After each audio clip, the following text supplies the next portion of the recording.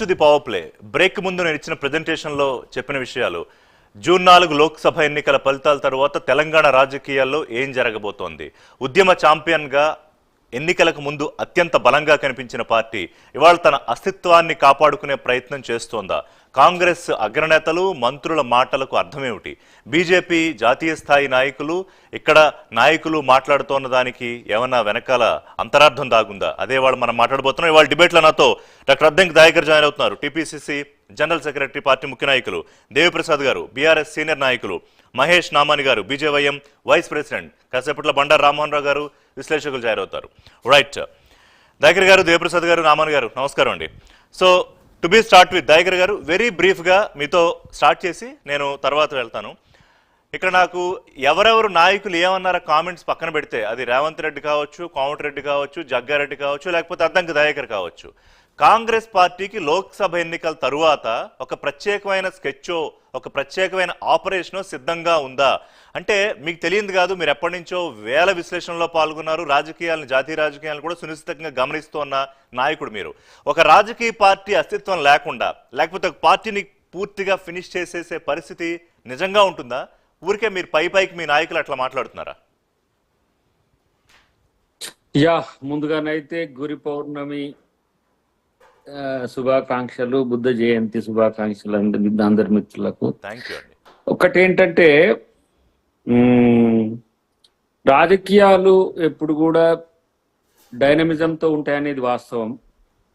అవి ఎప్పటికప్పుడు మారుతూనే ఉంటాయి. మార్పుకు కారణం ప్రజలు. పాలించే పాలనలో వచ్చే మార్పుల వల్లనే ప్రజలు మారుతారనే విషయం అందరికి తెలుసు. ప్రజాస్వామ్యంలో, నియంతృత్వంలో ఎట్లా పాలించినా కూడా ఆ పరిపాలన మనం భరించాల్సిందే. రెండవది, ఇప్పుడు ఆటోక్రటిక్ పాలిటిక్స్ వచ్చినాయి.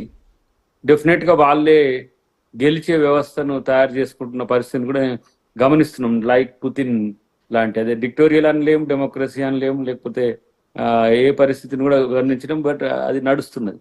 కానీ భారతదేశంలో పర్టికులర్గా జరుగుతున్న పరిణామాలను గమనిస్తూనే రాష్ట్రాల యొక్క పార్టీలు, లేకపోతే ప్రాంతీయ పార్టీల అస్తిత్వం ఏంటంటే ఒక మనిషితో ఆధారపడి ఉండడం అనేది సమస్యగా మారుతున్నది. ఇప్పుడు ఇట్లా కేసీఆర్ గారు ఉండగానే పిసిసికి ఎంతో మంది మారిండ్రు, బీజేపీ అధ్యక్షులు ఎంతో మంది మారిండ్రు. కానీ ఇక్కడ కేసీఆర్ గారు ఒకరే నాయకుడిగా ఉంటారు. అటువైపు మీరు చూస్తే చంద్రబాబు నాయుడు గారు ఉంటారు. తర్వాత ఇప్పుడు జగన్ గారే ఉంటారు. అంటే ప్రాంతీయ పార్టీల అస్తిత్వాన్ని మనం చూస్తే ఆ వ్యక్తి మీద వ్యతిరేకత వచ్చినప్పుడు ఆ పార్టీ మొత్తం కూడా నష్టపోయిన చరిత్రలు ఉంటాయి. అదే జాతీయ పార్టీలకు మనుగడ కారణం ఏంటంటే అది ఒక డెమోక్రటిక్ స్ట్రక్చర్తో ఉంటాయి. కాబట్టి నాయకుని సామర్థ్యాలు ఒక ఎత్తు అయితే, మార్పులు, సామాజిక మార్పులు, అందరికీ అవకాశాలు కల్పించడం, ఇవన్నీ కూడా వ్యూహాల్లో భాగంగా ఉంటాయి. కాబట్టి వాటి మనుగడ అనేది సుదీర్ఘకాలం ఉండడానికి కారణమైతే. సో ఇక్కడ కేసీఆర్ గారు ఉన్న పలంగా మొత్తంగా కూడా నష్టపోతాడని నేనేం కామెంట్ చేయను. ఉన్న పరిస్థితుల్లో తను డిక్లైన్ అయిన పరిస్థితి మాత్రం ఇంతలా ఉంటుందని ఎవరు ఊహించని. కానీ అది డెమోక్రసీ యొక్క ఏమంటారు ఫలితాలు అట్లా ఉంటాయి. ఎవరు కూడా అసలు వాళ్ళ ఈ కళలో కూడా ఊహించలేదు వాళ్ళు ఓడిపోతాం. అంటే న్యాచురల్ గా జరిగే పరిణామాలు ఒకటి అద్దంకి దయాకర్ గారు. కానీ ఒక ప్లాన్డ్గా మీరు ఎందాక అన్నారంటే డెమోక్రటిక్ పార్టీస్కి లేకపోతే డైనాసిటీ పార్టీస్కి ఉన్న వ్యత్యాసం మనం అనేక సందర్భాల్లో మాట్లాడుకున్నాం. కానీ ఏ పార్టీ కూడా పూర్తిగా కనుమరుగైపోయింది నాకు తెలిసి గుర్తు కూడా లేదు దేశ చరిత్రలో. కొంత వాళ్ళు వెనకబడిపోవచ్చు, సీట్లు గెలవలేకపోవచ్చు, లేకపోతే అట్లా స్తబ్దుగా ఉండిపోవచ్చు. అంటే ప్రత్యేకించి ఒక రాజకీయ పార్టీ గతంలో అనేక సందర్భాల్లో మనం మాట్లాడుకుంది, కేసీఆర్ ప్రతిపక్షం లేకుండా చేయాలనుకున్నారు, దానికోసం ఆయన రకరకాల వ్యూహాలు అవలంబించారు అని. కానీ అది పాసిబుల్ కాదు. బికాజ్ అక్కడ ఉన్నవి కాంగ్రెస్ పార్టీగా జాతీయ పార్టీ, లేకపోతే బీజేపీ పార్టీ. ఒక పార్టీ తగ్గితే ఒక పార్టీ ఎదగచ్చు. కానీ ఇవాళ కాంగ్రెస్ పార్టీ ప్రత్యేకమైన ప్రణాళిక రచించుకుని సిద్ధంగా కూర్చుందా? లేదంటే పదే పదే మీ నాయకులు ఎందుకు ఈ వ్యాఖ్యలు రిపీట్ చేస్తున్నారు? అంటే ఇప్పుడు కొంతమందికి అనుమానాలు, కొంతమందికి సమస్యలు, కొంతమంది ఇబ్బందులు, ఇవన్నీ ఉంటాయి. వాటిని పార్టీగా వాళ్ళ యొక్క కోణం నుంచి చూసి మాట్లాడడానికి కూడా మనం కాదనలేము. కానీ మాకున్న ఓవరాల్ గా ఉన్న అంచనాల్లో పెద్ద సమస్యలు ఉండే పరిస్థితి ఉండదు. వీళ్ళు అంటున్న మాటల వెనక రాజకీయం ఉంటది. అది బీఆర్ఎస్ అన్నా, బీజేపీ అన్నా, లేకపోతే ఇంకో పార్టీ రేపు అన్నప్పటికి కూడా అవి రాజకీయాల్లో వ్యూహాలు ఉంటాయి. ఆ వ్యూహాల్లో భాగంగా ఇంటీరియం టాక్టిక్స్ ను ప్లే చేస్తుంటారు ఆ ఓట్ల కోసం. రేపు కాంగ్రెస్ ఉంటుందా గవర్నమెంట్, అక్కడ కర్ణాటకలో ఉంటుందా, ఇట్లా దీన్ని చేయడం వల్ల ఏంటంటే ఉండనట్టుందిరా బాబు, ఆల్టర్ అయిదామా ఓటు. రైట్. ఇది రాజకీయ ఎత్తుగడే.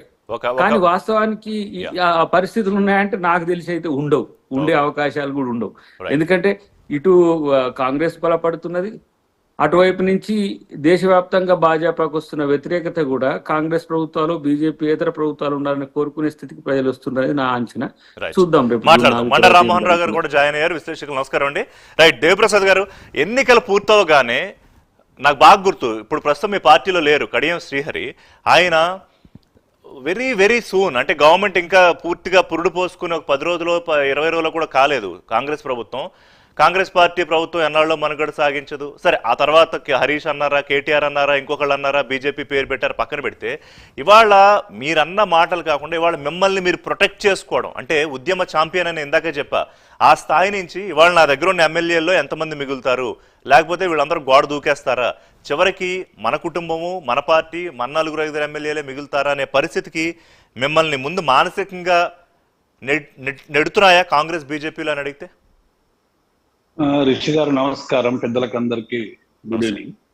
అంటే ఇవన్నీ కూడా అంటే ఒక పార్టీ లేకుండా చేస్తామని చెప్పే మాటలు కానీ, రాజకీయంగా వాటిని పుదమిట్టిస్తామని చెప్పేటువంటి మాటలు కానీ, లేకుంటే లేకుండా చేస్తామని చెప్పే మాటలు కానీ, ఏ రాజకీయ పార్టీ చెప్పినా అది కేవలం వాటిని కొంత ఒక కార్నర్ కు నెట్టడానికి చేసేటువంటి ఒక పొలిటికల్ స్ట్రాటజీ తప్ప ఇంకొకటి కాదనేటువంటిది మనకు చరిత్రలో అనేక సందర్భాల్లో తెలిపోయింది ఋషి గారు. ఎందుకంటే ఒక పార్టీ లేకుండా చేయడం అనేటువంటిది ప్రజలకు మాత్రమే సాధ్యమైంది, ఇంకొక రాజకీయ పార్టీకి సాధ్యం కాదు, సాధ్యమయ్యేటువంటి అంశమే కాదు.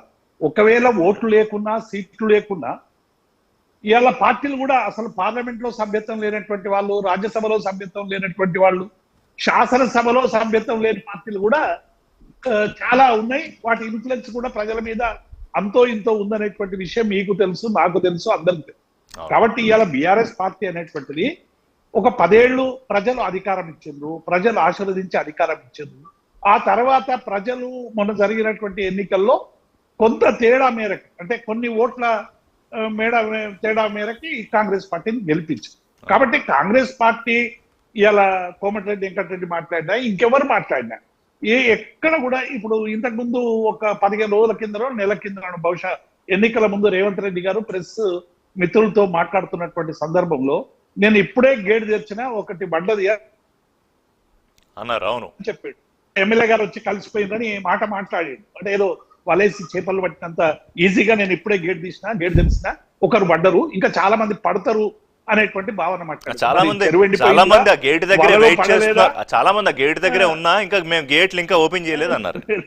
ఋషి గారు అంటే ఎట్లయిపోయిందంటే, నేను రేవంత్ రెడ్డి అనడానికి తప్పుపట్టే కంటే సమాజంలో రాజకీయ నాయకుల పట్ల కానీ, రాజకీయాల పట్ల కానీ అటువంటి భాష్యం రావడమే ఒక విషాదకరం ఋషి గారు. ఎందుకంటే ఏ పార్టీ అయితే కానీ with due respect towards you Devaprasad గారు, నీవు నేర్పిన విద్య నీరజాక్ష, 2014లో ఏం జరిగింది, 2018 ఎన్నికల తర్వాత ఏం జరిగింది అనేది మీకు నేను చెప్పక్కర్లా.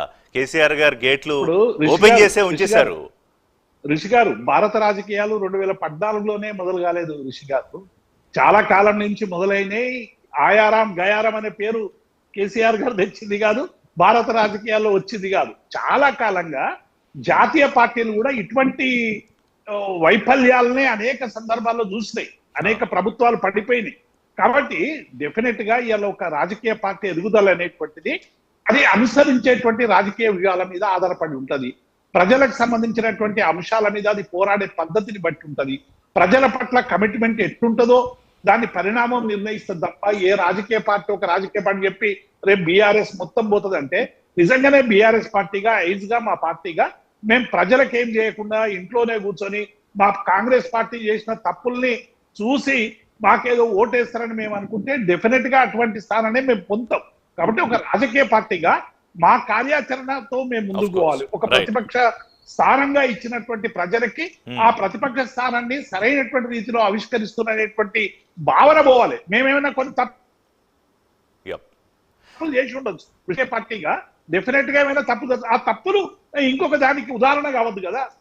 ఎందుకు ఒక రాజకీయ పార్టీ కంటే ఇంకొక రాజకీయ పార్టీ ఇంకా మెరుగైనటువంటి పరిపాలన ఇవ్వాలి, మెరుగైనటువంటి పద్ధతులు ఇవ్వాలి, మెరుగైనటువంటి సంస్కరణలు తీసుకురావాలనేటువంటిది ఉంటది. గతంలో 52, 53లో ఉన్నటువంటి పరిస్థితి దేశంలో ఇప్పుడు లేదు. అప్పటికంటే అనేక మెరుగైనటువంటి సంస్కరణలు వచ్చినాయి, ప్రజల్లో చైతన్యం పెరిగింది. కాబట్టి దానికి అనుగుణంగా రాజకీయ పార్టీలు మారాలి కానీ ఎవరో ఒకరు నిర్దేశించి ఇది పడిపోతుంది, ఇది లేస్తుంది అంటే అది కేవలం అప్పుడున్నటువంటి సమకాలీన పరిస్థితులకు అనుగుణంగా ఆయా రాజకీయ పార్టీలు ఇచ్చే స్టేట్మెంట్లు అయితే మాట్లాడతా అంటే మీ పార్టీ నాయకులు కూడా మరి దీనికి ఎందుకు